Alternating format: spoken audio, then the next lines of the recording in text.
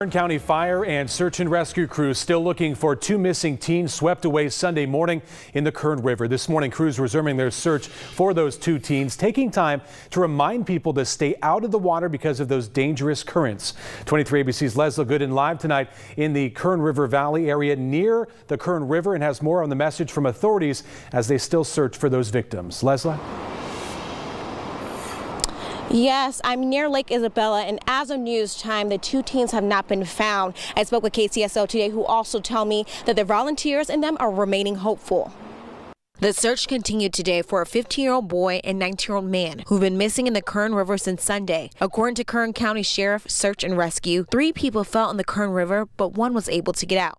There's always hope, but the chances are slim. The two teens were last seen in the river near the Whitewater Trail Granite Launch area near Lake Isabella. Sergeant Kevin Kimmel says the family of the two teens were visiting from out of town for a camping trip. As the hours pass, Kimmel says that this is close to becoming a search and recovery rather than a search and rescue. The greatest challenge that the search and rescue teams are facing is the height of the river and the surrounding area. Coming from Keysville, south area, it's just a bunch of boulders and rocks along the shoreline that we have to overcome.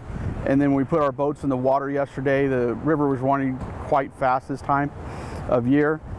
So the boats had to make 2 or 3 passes to make sure that we covered the area. KCSO says that this weekend alone, they've been called out to the river many times for other rescues. Just yesterday, we had to make sure that 2 adults and 2 young people were rescued from Hart Park after their raft overturned. Thankfully, they were all okay.